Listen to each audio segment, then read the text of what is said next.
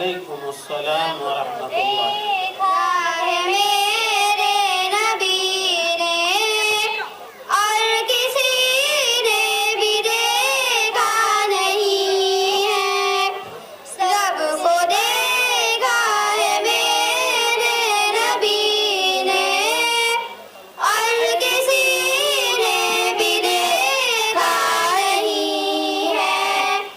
सबसे बड़ा है मेरे खुदा का और मोहम्मद से पर्दा नहीं है। रब को देखा है मेरे नबी ने और किसी ने भी देखा नहीं है। सबसे पर्दा है मेरे खुदा का और मोहम्मद से पर्दा नहीं है। लाए ईमान उमर जब नबी पर बोले आका के कदमों में जाकर।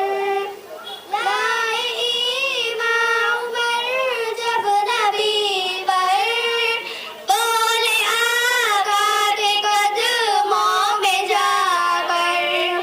मिल गया है मुझे कमली वाला, अब ज़माने की परवाह नहीं है। रब को देखा है मेरे नबी ने और किसी ने भी देखा नहीं है। सबसे बड़ा है मेरे खुदा का और मोहम्मद से पर्दा नहीं है।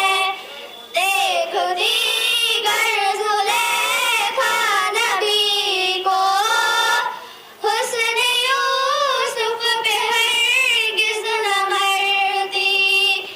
देख दीगर ज़ुलेखा नबी को, हुस्न यूसुफ पे हरगिज़ न मरती। मेरे प्यारे नबी जैसा जलवा हुस्न यूसुफ ने पाया नहीं है। रब को देखा है मेरे नबी ने और किसी ने भी देखा नहीं है। सबसे बड़ा है मेरे खुदा का और मोहम्मद से पर्दा नहीं है। आपके जैसा अब तक जहां में मुस्तफा कोई आया नहीं है। आपके जैसा अब तक जहां में मुस्तफा कोई आया नहीं है। आए भी कैसे जब के खुदा ने कोई दूजा बनाया नहीं है। रब को देखा है मेरे नबी ने और किसी ने भी देखा नहीं है। सबसे बड़ा है मेरे खुदा का और मोहम्मद से पर्दा नहीं है। अब कहीं दिल नहीं लग रहा है, तैबा जाने को दिल रो रहा है।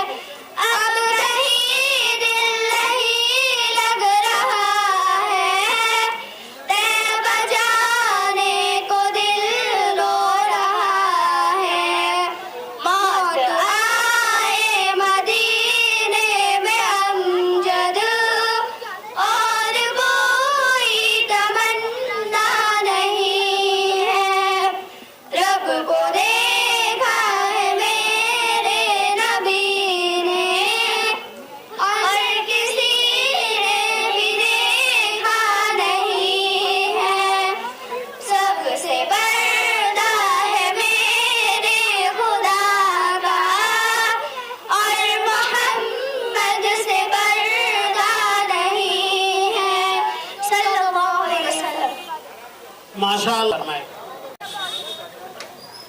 الشيطان الرجيم بسم الله الرحمن الرحيم إن للمتقين مفازا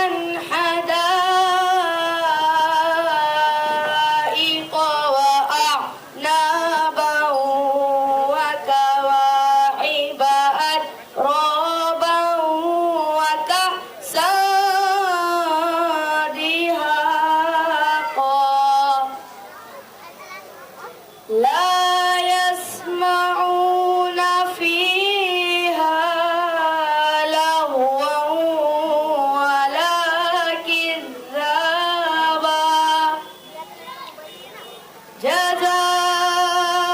جزاء من ربك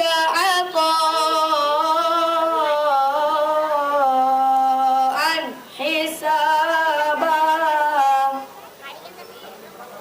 رب السماوات والأرض وما بينهما الرحمن لا يملكون منه خطابا يوم يقوم الروح والملائكة صفا يوم يقوم الروح والملائكة صفا لا يتكلمون إلا من أذن له الرحمن لا يتكلمون إلا من أذن له الرحمن وقال صوابا صدق الله العظيم السلام عليكم ورحمة الله وبركاته وعليكم السلام ورحمة الله وبركاته हाल दिल किसको सुनाए आपके होते हुए क्यों किसी के दल पे जाए क्यों किसी के दल पे जाए आप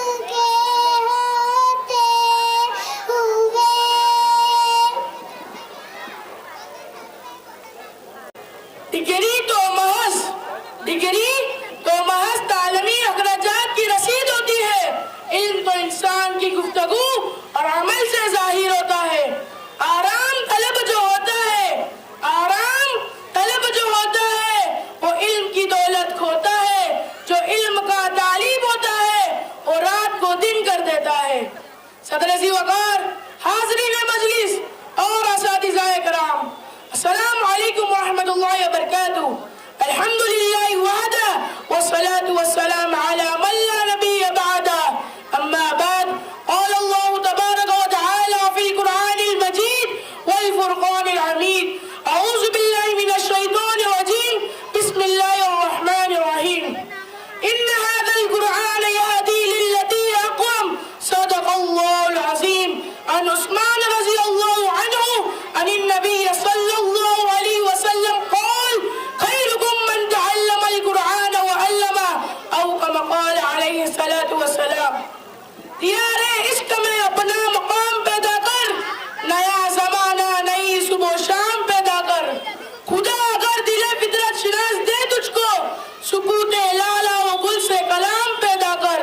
तेरी तारीख अमीरी नहीं फकीरी है, खुदी न बेच फकीरी में नाम पैदा कर। वाजिबुल एहतराम उलमाए कराम, मिल्लत के नौजवानों और पर्दा रशीन माओ बहनों, इस्लामी माशरत में दीनी मदारिस की जरूरत और अहमियत क्या है, कोई भी रोशन मुसलमान उसे नावाकिफ नहीं कि उन मदारिस और मकातिब के जरिए ना सिर्फ इस्लामी माशरत के इस्लामी अखलाक और वसाइल भी जिंदा होते हैं, बल्कि इस्लामी उलूम फ़ुनून की तरबियत जैसा मुबारक अमल इस माशरे में जारी रहता है। फिर यह बात भी रोज़े रोशन की तरह आया है कि कुरान और हदीस की तालीमात के बगैर इस्लामी माशरे की बुनियाद और दाग़ डाली जा सकती है। इस्लामी तालीमात, इस्लामी कुरान और हदीस में इस्लामी तालीमात का मंबा है और दीनी मदारिस का मकसद इसके अलावा क्या है? इस्लामी तालीमात के माहिरीन कुरान और हदीस पर गहरी नजर रखने वाले उलमा और उलूम इस्लामिया शरिया में दस्तरस रखने वाले पहचानकार पैदा किए जाए तो आगे मुसलमान माशरे का इस्लाम से नाता जोड़ ले और मुसलमानों में इस्लाम की बुनियादी और जरूरी मालूमात आम कर ले। इस्लामी तहज़ीब और तबद्दुन में अपनी सदाकत और हक़ानियत को उजागर कर देने का फरीज़ा अंजाम दे। बिलाशुबा ये मदारिस अपने उसूल मकसद पर 100% में सही, ताहम एक बड़ी हद तक कामयाब रहे। ये इल्म हुनर का घेवारा, तारीख का वो शेपारा है, हर फूल यहाँ एक शोला है, हर सरमीना रहा है, कोसार यहाँ दब जाते हैं, तूफान यहाँ रुक जाते हैं, इस खा के फकीरी के आगे शाहों के महल झुक जाते हैं। वाखिर दावाना अल्हम्दुलिल्लाहि रब्बिल आलमीन। माशा अस्सलामु अलैकुम व रहमतुल्लाहि व बरकातुहू। नजर को अपनी झुका के रखना, हिजाब सर से लगा के रखना। मेरी बहनों हया से अपना हमेशा दामन सजा के रखना। नजर को अपनी झुका के रखना, हिजाब सर से लगा के रखना।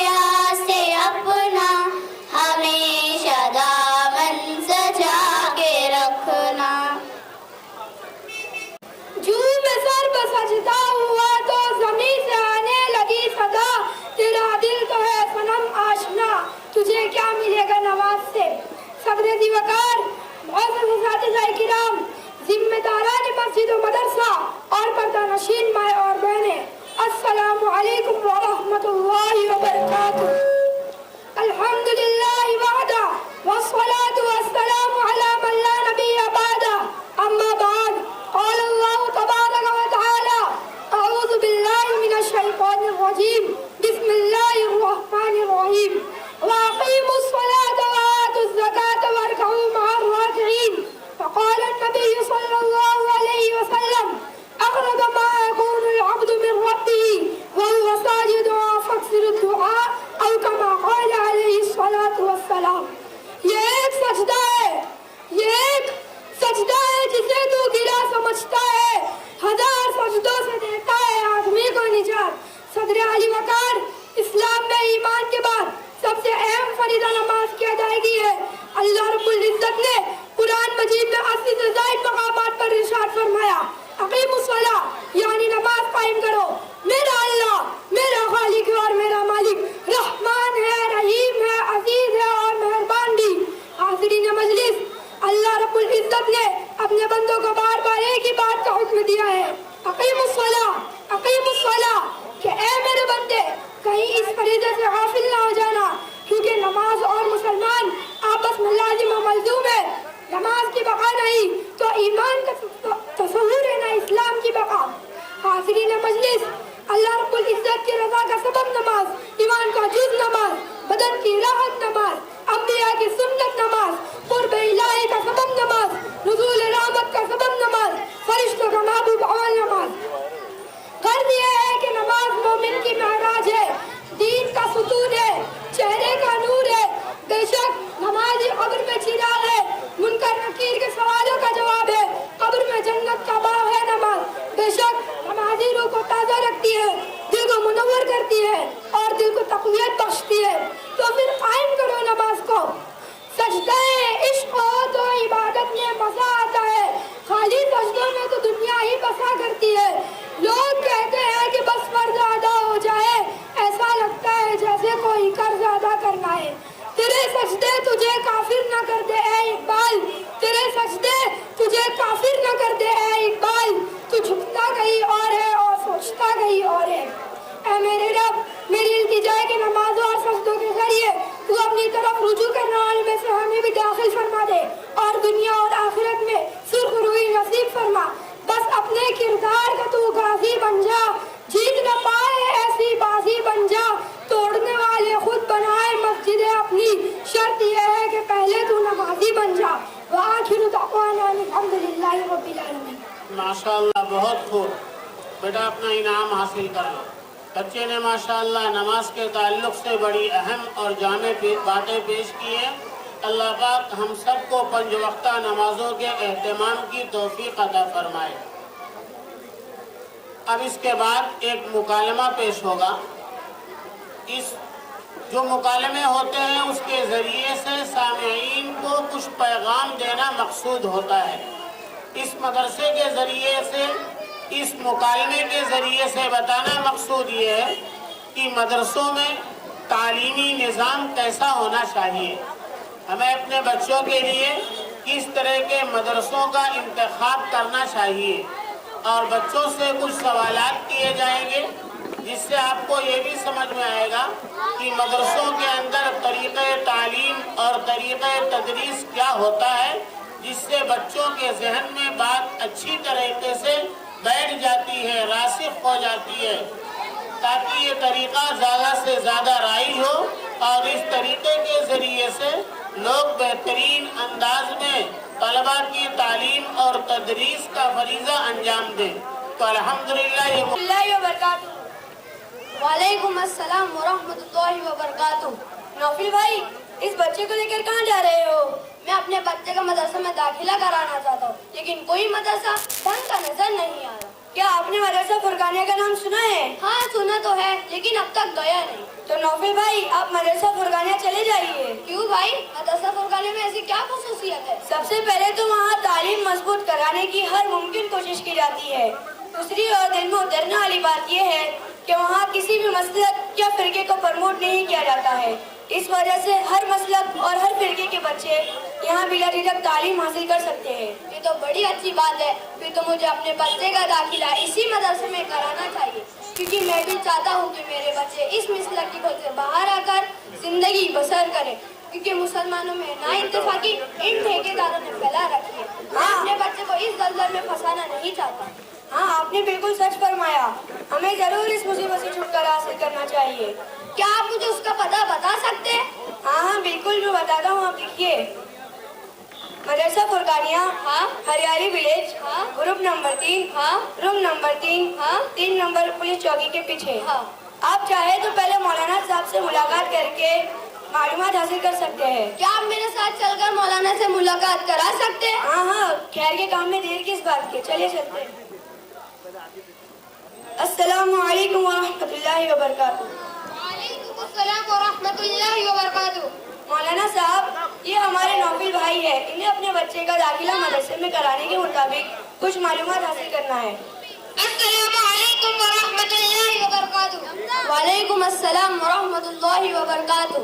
पूछिए नौफिल भाई, क्या पूछना चाहते हैं? पहले तो मुझे यहाँ के तालीम के मुतालिक कुछ बच्चों के जरिए बताइए, क्या क्या पढ़ाया जाता है? ये तो बच्चियाँ बड़ी क्लास की है। चलो बेटा मारवा, आपसे उर्फ शनासी के मुतालिक सवाल करूंगा, बताओ।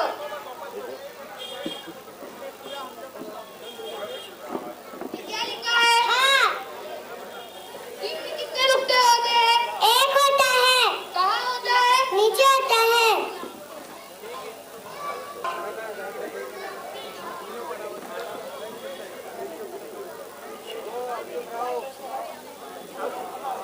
तो क्या बनता है? हाँ बनता है।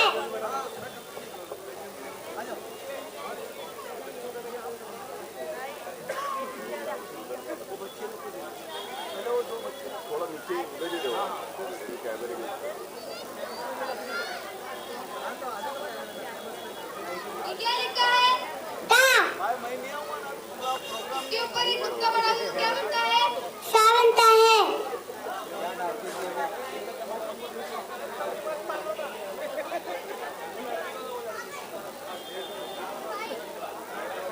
स्वाद और स्वाद में क्या फर्क होता है? स्वाद में नुक्ता नहीं होता, स्वाद में एक नुक्ता होता है।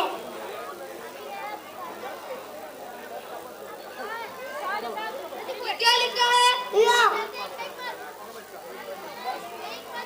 इसके ऊपर एक नुक्ता बना दो तो क्या बनता है? सा बनता है। वाह, माशाल्लाह, इतनी सी बच्ची इतना बड़ा जवाब दे देती है। अब चलो बेटा ज़ैनब फातिमा, आप अस्माए उसका सुनाओ। अल्लाह ताला की जिंदगी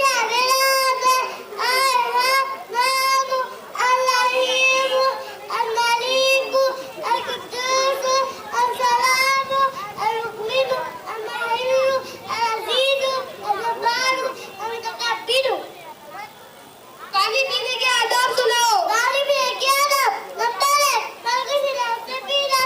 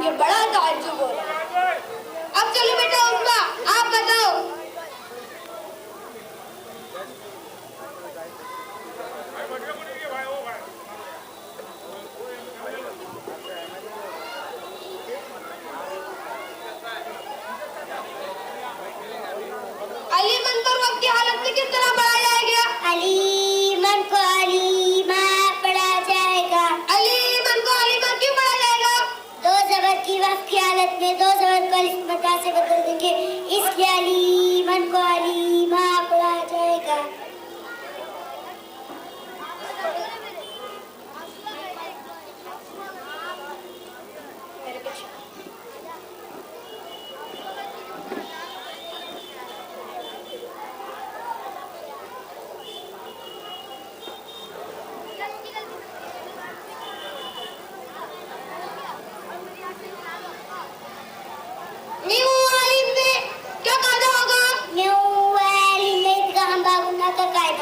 इदगाम बागुंदा का क्या मतलब है?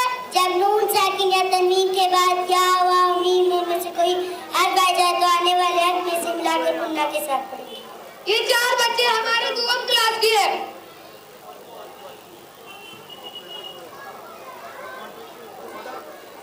ये 4 बच्चे हमारे दुआम क्लास के हैं।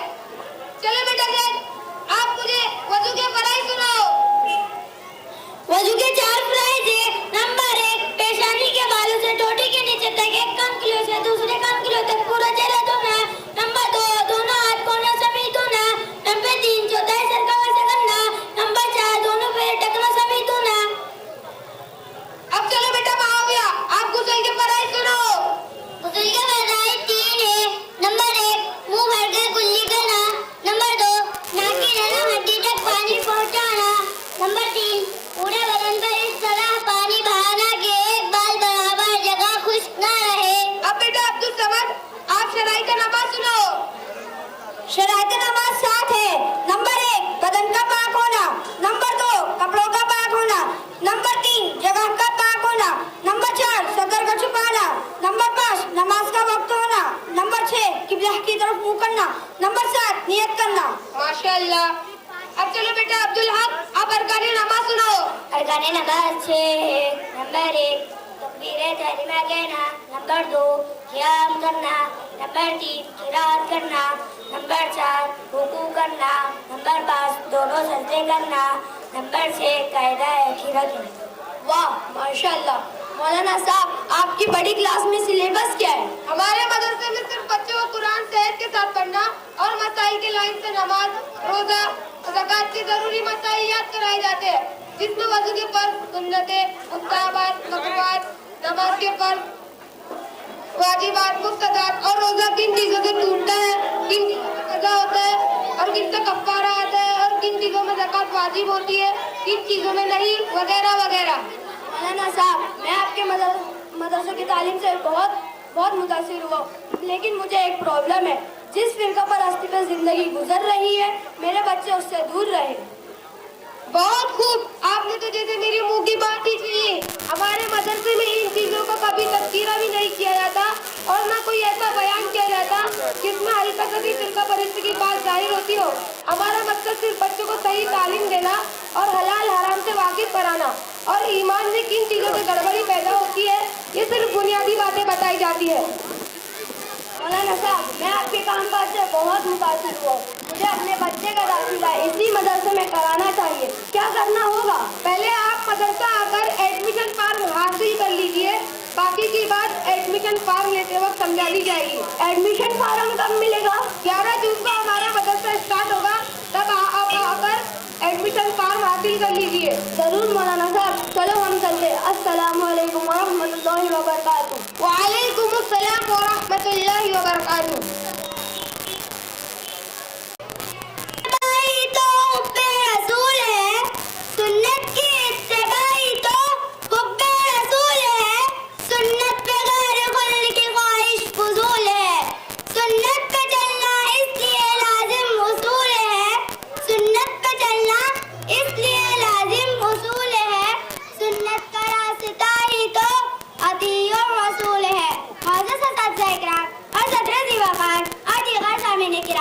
अस्सलामु अलैकुम व रहमतुल्लाहि व बरकातुहू। अल्हम्दुलिल्लाहि रब्बिल आलमीन वस्सलातु वस्सलामु अला सय्यिदिल मुरसलीन व अला आलिहि व अस्हाबिहि अजमईन। अम्मा बाद, क़ाल अल्लाहु तबारक व तआला अऊज़ु बिल्लाहि मिनश शैतानिर रजीम। बिस्मिल्लाहिर रहमानिर रहीम। वमा अर्सलनाका इल्ला काफ़्फ़तल लिन्नासि बशीरन व नज़ीरा। वक़ाल फ़ी मौज़िअ आख़र मन युति'ir रसूल फ़क़द अता अल्लाह, सदक़ल्लाहुल अज़ीम। मशाल सीरत सरकार जला रखी है, मशाल सीरत सरकार जला रखी है, शर्त हमने भी हवाओं से लगा रखी है। मैं ज़माने के उसूलों की तरफ क्या देखूं, मैं ज़माने के उसूलों की तरफ क्या देखूं, सामने सीरत महबूब खुदा रखी है। मुअज़्ज़ज़ सामीन इकराम, इस्लाम में इताअत रसूल महज एक हुक्म नहीं बल्कि ईमान वाले की नजात और कामयाबी का ज़ामिन है। इताअत का मतलब यह हरगिज़ नहीं कि हम नबी के नाम के चंद नारे मार दे, उनके नाम के आगे सिर्फ दुरूद शरीफ का विर्द कर दे, बल्कि हमारी जिंदगी का हर पहलू, चाहे फिर इबादत हो या मामलात, माशरत हो या अखलाकियात, सुन्नत और इताअत से मुज़य्यन हो। इसलिए प्यारा आका ताजदार मदीना की इताअत में दुनिया और आखिरत की कामयाबी का राज है। कुरान करीम में कई जगहों पर इताअत रसूल की ताकीद वार हुई है। फरमाने खुदा है, मा आताकुमुर रसूल फखुदूहु व मा नहाकुम अन्हु फंतहू। इस आयत की रूह से देखे तो मालूम होता है जिंदगी का कोई काम करना है तो भी इताअत जरूरी है और किसी काम से बचना है तो भी इताअत जरूरी है। तकमीले मारिफत है मोहब्बत रसूल की, तकमीले मारिफत है मोहब्बत रसूल की, है बंदगी खुदा की इताअत रसूल की। अब तर्ज़े जिंदगी तो जरा बदल के दे, अब तर्ज़े जिंदगी तो जरा बदल के दे, तू सुन्नते रसूल के साँचे में जरा ढल के तो दे। सुन्नी वही है जो करे इताअत रसूल की, सुन्नी वही है जो करे इताअत रसूल की, होगी उसके हक में शफाअत रसूल की। इताअत रसूल का तकाज़ा है कि हम अपने अक़ाइद हो या इबादत, मामलात हो या माशरत और अखलाक, जिंदगी का हर गोशा इताअत रसूल से मुज़य्यन हो। इसलिए कुरान हमें बार बार ताकीद करता है, या अय्युहल्लज़ीना आमनू अतीउल्लाह व अतीउर रसूल। कुरान मजीद में एक और जगह है, मन युतिउर रसूल फ़क़द अता अल्लाह। हदीस मुबारक में मन अताअनी फ़क़द अता अल्लाह। कुरान और हदीस का मुताला करने पर यह बात रोज़े रोशन की तरह आया है कि दुनियावी और आखिरवी कामयाबी के लिए इताअत रसूल इतनी जरूरी है जितना जिंदगी के लिए हवा और सांस की जरूरत है। इसी को शायर ने अपने अशआर में बयान किया है, नक्शे कदम नबी के है जन्नत के रास्ते, नक्शे कदम नबी के है जन्नत के रास्ते, अल्लाह से मिलाते हैं सुन्नत के रास्ते। वाखिर दावाना अल्हम्दुलिल्लाहि रब्बिल आलमीन। अऊज़ु बिल्लाहि मिनश शैतानिर रजीम, बिस्मिल्लाहिर रहमानिर रहीम, तब्बत यदा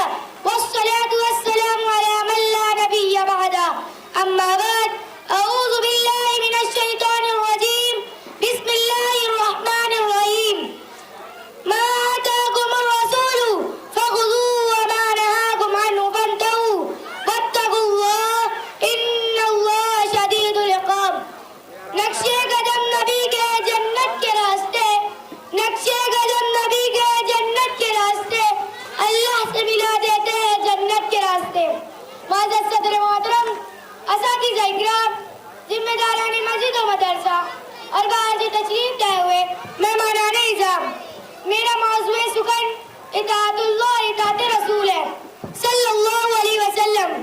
बड़े दर्द के साथ आप हजरत को गोशगुजार करना चाहती हूँ कि आज माशरे में बहुत सी खुराफात ऐसी दाखिल हो गई है जिसका दीन और शरीयत से दूर तक का कोई वास्ता नहीं।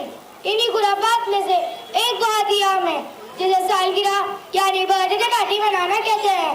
ये वबा आज माशरे में फैलती जा रही है जिसमें कई तरह के नुकसान हैं जिनका मुकम्मल नक्शा आप हजरात को पेश करने के लिए मुख्तसर लेकिन पुरमग़ज़ मुकालमा पेश करने के लिए मैं अपनी चंद सहेलियों को दावत देती हूँ। अस्सलामु अलैकुम व रहमतुल्लाहि व बरकातुहू। अस्सलामु अलैकुम व रहमतुल्लाहि व बरकातुहू। वालेकुम अस्सलाम व रहमतुल्लाहि व बरकातुहू। नादिया, आज तो आप कोई पार्टी के मूड में नजर आ रही हो। खुशी जाने आपके कपड़ों मेकअप उछल उछल कर गिर रही है, बात क्या है? ओह, क्या तुझे पता नहीं है? किस बात का पता? आज नादिया की बर्थडे पार्टी है और पता है ने पूरी क्लास की लड़कियों को इनवाइट किया है। ये सब पार्टी की तैयारी हो रही है। अच्छा, तो इसमें इतना मटकना दिखावा करने की क्या जरूरत है? अच्छा, बेगानी की शादी में अब्दुल्ला दीवाना। चल नादिया, अभी ये पूरी पार्टी का बाजा किरकिरा कर देगी। हाँ, चल चलते हैं और फटाफट केक लेकर पार्टी में पहुँचते हैं वरना लेट हो जाएंगे। हाँ, मैं भी आती हूँ। नहीं, तेरे आने की कोई जरूरत नहीं, हम चल केक कर लेंगे वरना पूरी पार्टी खराब कर देगी।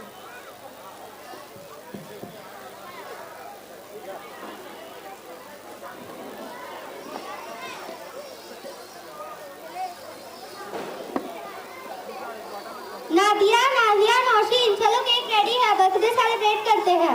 फ्रेंड्स, चलो सेलिब्रेशन का टाइम हो गया, चलो नाइफ लाओ। नौशीन, केक नाइफ लाओ। हाँ, वो मेरे पास है, ले Nadia. Happy birthday to you, happy birthday.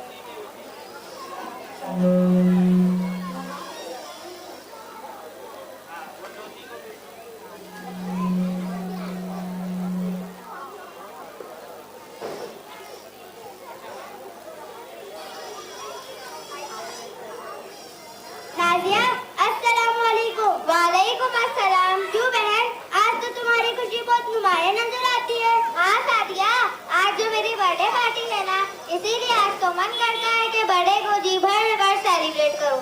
इसीलिए तो ट्रेडिशनल ड्रेस पहनी हूँ। और देख, सफा, नादिया और नौशीन भी है। और आज तो मेरे डैड ने पूरा घर सजा दिया है।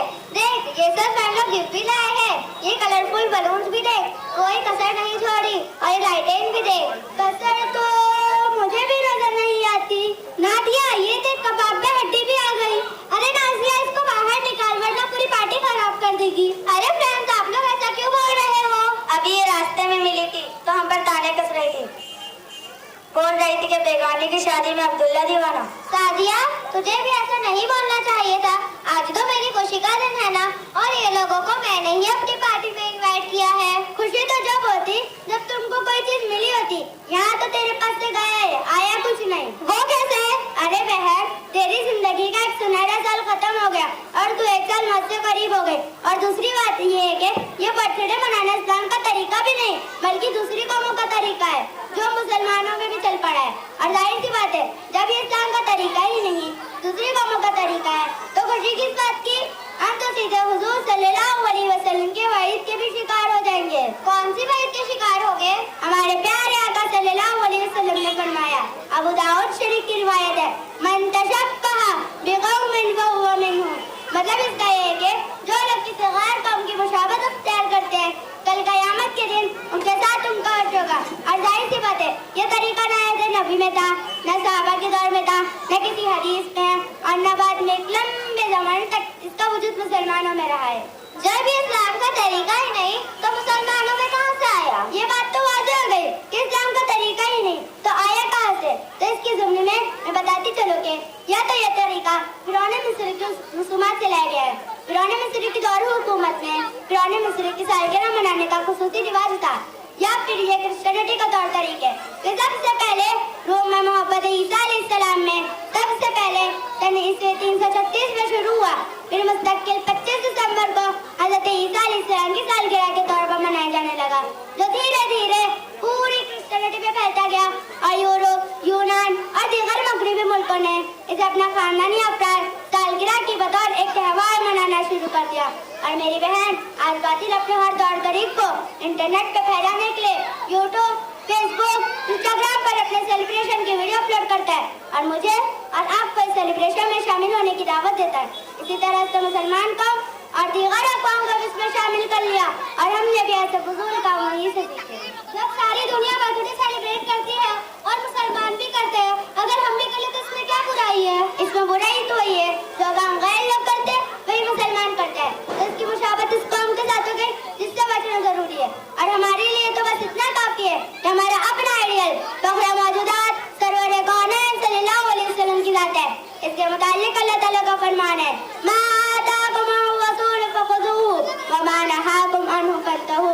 इस आयत शरीफ का मतलब ये है कि जो तौर तरीके नबी से मिले उसे ले लो और जिन चीजों से नबी रोके उससे रुक जाओ।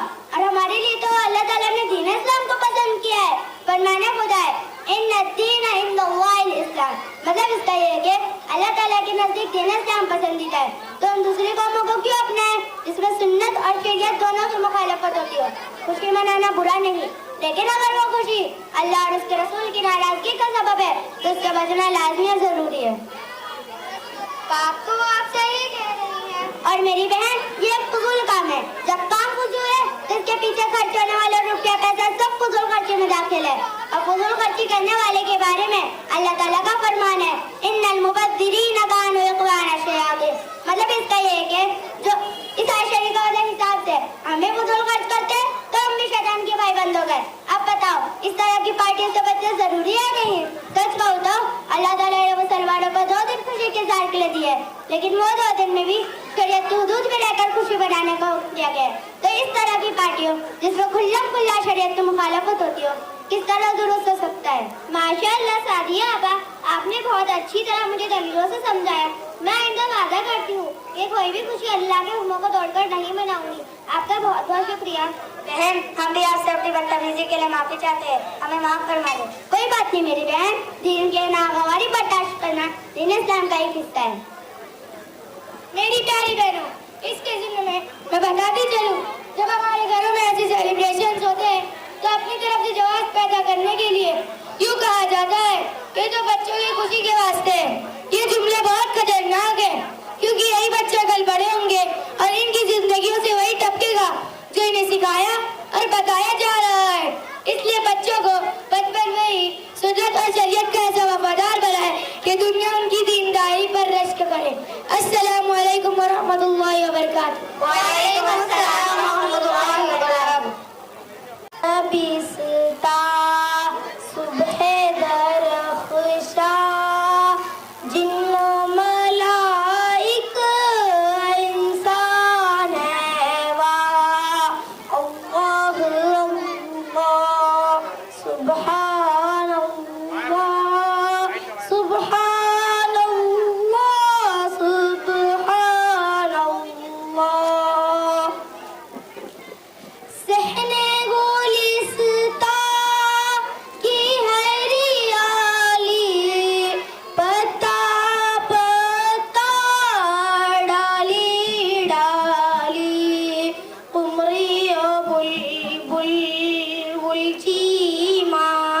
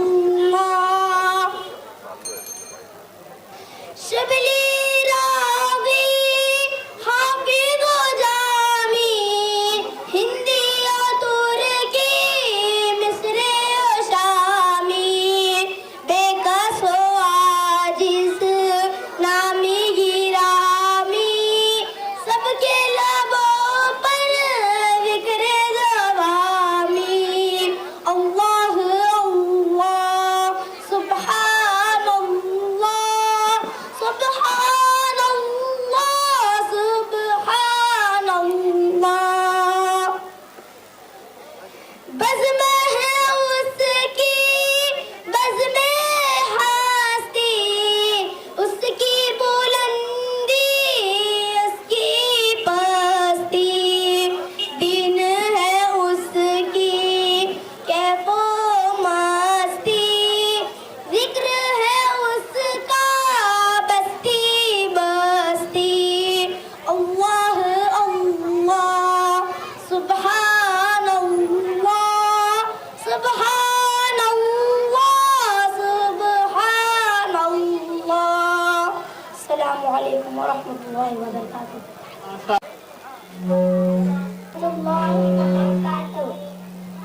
बिन देखे मोहम्मद पर कुर्बान ज़माना है जिस जिसको भी देखा है वो उनका दीवाना है बिन देखे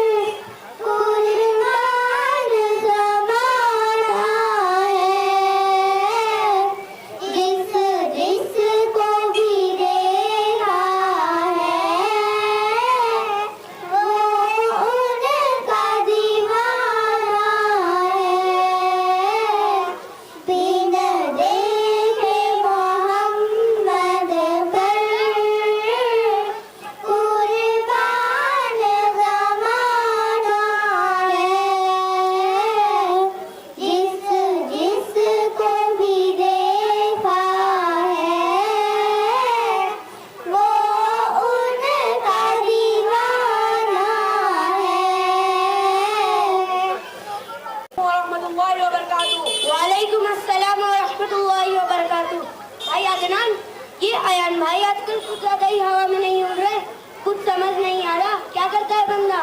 कोई लॉटरी विटरी लगी है क्या? हाँ भाई, इसके बारे में तहकीक करनी पड़ेगी। एकदम अचानक इतनी तेजी हजम नहीं हो रही। कल तक तो मामला कुछ और था। अनस भाई से मालूम करना पड़ेगा, उनको कोई ना कोई मालूमात जरूर होगी। हाँ ये सही है, चलो उनको जाकर पूछते हैं। देखो अनस भाई भी आ गए। अनस भाई, हमें एक बात मालूम करनी है। ये आन भाई पर आजकल अल्लाह ताला बहुत मेहरबान है, समझ नहीं आ रहा भाई। अरे भाई क्यों इन फालतू चीजों के पीछे पड़े हो? नहीं यार, हम इसलिए मालूम करना चाहते हैं कि कहीं उल्टी सीधी लाइन में तो नहीं लग गया। अगर ऐसा है तो हमें उसके ईमान वाले भाई होने के नाते उसकी आखिरत की फिक्र करनी चाहिए। वो हमारा साथी है भाई, ऐसे वैसे काम में पड़कर उसकी आखिरत बर्बाद होने नहीं दे सकते। ये दुनिया की चांदनी 4 दिन की मेहमान है। चलो बात अगर आखिरत की है तो मैं भी आपका जरूर साथ दूंगा। अस्सलाम वालेकुम वरहमतुल्लाहि वबरकातुहू। वालेकुम अस्सलाम वरहमतुल्लाहि वबरकातुहू। आपकी तबीयत कैसी है? अल्हम्दुलिल्लाह ठीक हूँ, आप अपना हाल सुनाओ। मैं भी अल्हम्दुलिल्लाह बखैर और आफियत से हूँ। आपके बारे में आजकल कुछ ज्यादा ही सुनने में आ रहा है। क्या सुना है आपने? लगता है किसी ने अपनी तरक्की के बारे में कहा होगा। हाँ भाई, बात तो वही है। बज़ाहिर मालूम होता है कि कुछ ज्यादा ही आपकी शान चमक रही है। सुनने में यहाँ तक आया है कि नई गाड़ी, नई बाइक, नया मोबाइल और तो और आपकी चाल ढाल भी बदली बदली नजर आ रही है। हाँ भाई, आदमी मेहनत करता है तो बहुत कुछ हासिल करता है। मैंने भी स्ट्रगल किया, बहुत धूप छाँव देखी और अपनी पट्टी को सीधा करने के लिए बहुत मेहनत की। और अल्लाह का शुक्र है कि तंगे के दिन खत्म हो गए। अभी अपने पास अल्लाह का दिया सब कुछ है, कोई तकलीफ नहीं। लेकिन भाई इतना जल्दी कैसे हुआ? आपका तो सुबह से शाम बहुत दूर था। चलो मैं ये भी बता देता हूँ। हुआ ऐसा कि मेरा एक दोस्त है, वो बैंक में सर्विस करता है। उसने मुझे लोन लेने का मशवरा दिया और तो और कागजात भी मना कर दिए। फिर क्या था, मैंने लोन उठा लिया। क्या उठाया? लोन? अस्तगफिरुल्लाह अस्तगफिरुल्लाह, ये क्या कर दिया आपने? जब लोन उठाया है तो हर महीने इंटरेस्ट भी भरते होंगे। इसमें कौन सी नई बात है? जब लोन उठाया तो इंटरेस्ट तो भरना ही पड़ेगा ना भाई। और भाई अपना उल्लू सीधा करना हो तो कुछ ना कुछ आड़ा टेढ़ा करना ही पड़ता है। और देखो अब मेरा सब कुछ सेट हो गया है। 20 लाख का लोन उठाया और कुछ पैसा शेयर मार्केट में लगाया और कुछ से बिजनेस खड़ा किया और अब सब बराबर चल रहा है। बाकी जो पैसा बचा उससे मकान में भी डिपॉजिट कर लिए। इससे अपने महीने भर का खर्च तो निकल ही जाता है और कारोबार का पैसा टर्नओवर पे काबू है। अनस भाई, पैसे से ही पैसा बनता है। लेकिन भाई आपके इस साम्राज्य की बुनियादी सूद पर टिकी है। सूद और इंटरेस्ट तो इस्लाम में हराम है। क्या आपको अल्लाह के अज़ाब से डर नहीं लगता? इसमें डरने की क्या बात है? जब तक दिल में डर लगा हालात पे काबू बनते जा रहे थे। जैसे कि आपने बताया कि इस्लाम में सूद हराम है, ये सब बातें किताबों में अच्छी लगती है, रियल लाइफ में नहीं। इसका मतलब ये हुआ कि जो शरीयत ताजदार मदीना फखरे दो आलम सैयदना मोहम्मद सल्लल्लाहु अलैहि वसल्लम लेकर आए थे, सब बेकार है। मैंने कब कहा सब बेकार है? जिस पर सहूलत से अमल कर सको कर लेना चाहिए, इतना हमारे लिए काफी है। ये सब बातें मुझे मत समझाओ, मैं सब जानता हूँ। अयान भाई, आपकी इस कदर शरीयत से बेजारी अच्छी नहीं। एक ना एक दिन तो इसको छोड़कर जाना ही होगा, और वो भी एक ऐसी दुनिया के लिए जिसका कोई एतबार नहीं, कब हमसे मुंह फेर ले। इसके लिए क्या आप अपने खालिक और मालिक से पंगा लेंगे? मैंने तो सोचा भी नहीं था। जिस दुनिया के नशे में आज आप इतना इतरा रहे हैं, जिसको हासिल करने के लिए शरीयत ने जो उसूल मुरत्तब किए हैं, हम पर बहैसियत मुसलमान होने के उसकी पासदारी हम ही को करनी होगी। इस तरह का सूदी कारोबार से दुनिया हासिल करना किस तरह का सही होगा? मजबूरी में तो लेना देना दोनों जायज है, और मुझे तो देना है, लेना कहाँ है? आप ही ने तो बताया कि लोन के पैसों से शेयर मार्केट में इन्वेस्ट किया। हाँ तो क्या हुआ, इसमें क्या है? बहुत सारे मुस्लिम एक्सपर्ट से पूछकर मैंने कदम उठाया, अंधाधुन नहीं। एक्सपर्ट मतलब वो जो यूट्यूब और इंस्टाग्राम पर बैठे हुए हैं, वो सब? हाँ, इसमें बहुत सारे एक्सपर्ट तो मुझे स्टेप बाय स्टेप सारी थ्योरी बताते हैं, कब शेयर खरीदना है, कब बेचना है, सारी बातें बताते हैं। अयान भाई, इसमें बहुत सारी कंपनियां सूद पर कायम है, आप बगैर तहकीक इसमें इन्वेस्ट नहीं कर सकते। ये सब करने का कहाँ वक्त है? जिसमें बेनिफिट हो इन्वेस्ट कर लेने का, ज्यादा नहीं सोचने का। नहीं भाई, सूदी कारोबार जो कुरान के फरमान के मुताबिक बिल्कुल हराम है, फरमाने रब्बानी है, अहल्लल्लाहुल बैअ व हर्रम रिबा। इसका मतलब है अल्लाह ताला ने कारोबार यानी खरीदो फरोख्त को या बिजनेस इसको हलाल फरमाया है, सूद यानी इंटरेस्ट को हराम फरमाया है। अयान भाई, हम आपस में बहस करें, इससे तो बेहतर है कि हम हमारे मोहल्ले के इमाम साहब से जाकर मिलते हैं। आप किसके पास जाओ चलो, मैं किसी की बात नहीं मानने वाला। देखो भाई, सही बात तो कुरान और हदीस की रोशनी में आपको समझाना हमारा काम है। अमल करना ना करना आपके इख्तियार में है। एक बार जाकर मिल लेते हैं। ठीक है, आप यहाँ मेरा इंतजार करें, मैं उनको लेकर आता हूँ। अस्सलामु अलैकुम वरहमतुल्लाहि वबरकातुहू। मौलाना साहब। वालेकुम अस्सलाम वरहमतुल्लाहि वबरकातुहू। मौलाना साहब, ये हमारे अयान भाई है जिन्होंने तरक्की के चक्कर में सूदी कारोबार शुरू कर दिया। मैंने हर चंद समझाने की कोशिश की, लेकिन बात नहीं बन पाई। आप ही चलकर उनको कुरान और हदीस की रोशनी में समझाए। सूदी कारोबार में क्या क्या कर रहे हैं आप जरा मुख्तसर तफसील में बता देंगे? हाँ बिल्कुल। उन्होंने एक तो 20 लाख का लोन उठाया, फिर उसे शेयर मार्केट में लगाया, दूसरा हैवी डिपॉजिट पर मकान लेकर किराए पर दे दिया। मैं आपकी पूरी बात समझ गया। चलो मैं चलकर उन्हें समझाने की कोशिश करता हूँ। अयान भाई, क्या आपने कोई लोन वगैरह लिया है? हाँ मौलाना साहब, मैंने लोन लिया भी है और पर दूसरी जगह इन्वेस्ट भी कर दिया है। देखो अयान भाई, मसला सिर्फ दुनिया का नहीं, आखिरत भी हमारे सामने। आप आजकल जो कमा रहे हो और जमा करने की फिक्र में लगे हो, उसे एक न एक दिन छोड़ना भी पड़ेगा। मौत आई और सारा खेल खत्म। अब आप जो गलत तरीके से कमाई करेंगे, उसके आपके पीछे वाले लोग सब खाएंगे, लेकिन इसका हिसाब आपके गले का पास बन जाएगा। लेकिन मौलाना साहब, ये तो सब बात की बात है। अभी तो नकद फायदे के लिए उधार को छोड़ देना ही अक्लमंदी है। देखो भाई अयान, इस तरह हुज्जतबाजी करना ठीक नहीं। हम दुनिया वालों की देखा देखी अपनी आखिरत बर्बाद नहीं कर सकते। अल्लाह ताला ने सूद को हराम किया है, तो इससे बचना लाजिम है। कि आपके समझने के लिए हजरत अबू हुरैरा रज़ियल्लाहु ताला अन्हु की रिवायत जो नबी करीम सल्लल्लाहु अलैहि वसल्लम से नकल करते हैं, काफी नहीं।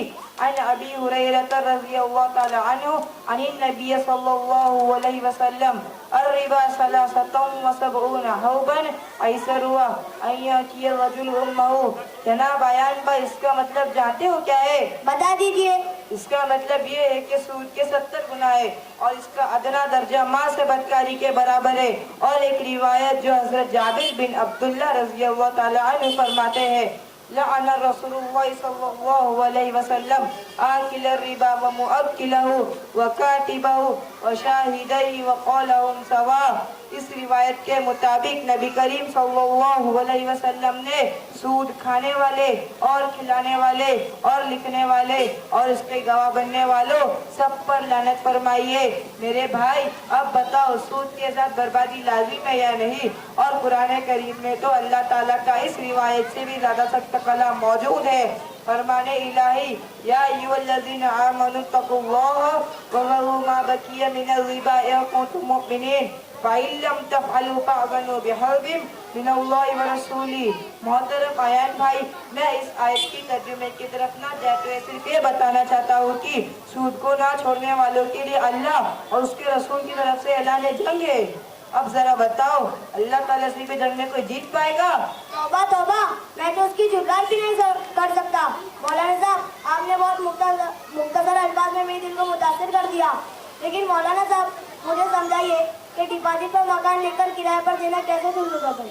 ये आपने बड़ा अच्छा सवाल किया, मैं जरूर इस पर बात करना चाहूँगा।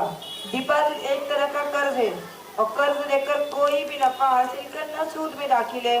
इसलिए कि जो आपने रकम दी है वो तो आप वापस लेंगे, तो फिर मकान जिसका किराया तुम बहुत कम दोगे या बिल्कुल नहीं दोगे, ये दोनों ही फायदे आप कर्ज लेकर हासिल करते हो और ये दोनों के दोनों सूद है। और इसके मुतालिक मज़ीद तसल्ली हासिल करने के लिए आप दारुल इफ्ता में जाकर मालूमात हासिल कर सकते हैं। जज़ाकल्लाह खैर, आपने मुझे एक सूदी कारोबार से बचाया, मैं आपका शुक्रगुजार हूँगा। और अनस भाई, आपका बहुत बहुत शुक्रिया कि आपने मुझे समझाने के लिए मौलाना साहब से मुलाकात करवाई। अल्लाह आपको जज़ा खैर नसीब फरमाए। आमीन। अस्सलामु अलैकुम वरहमतुल्लाहि वबरकातुहू। वालेकुम अस्सलाम वरहमतुल्लाहि वबरकातुहू। अऊज़ु बिल्लाहि मिनश शैतानिर रजीम। बिस्मिल्लाहिर रहमानिर रहीम। वश्शम्सि वदुहाहा वल क़मरि इज़ा तलाहा वन नहारि इज़ा जल्लाहा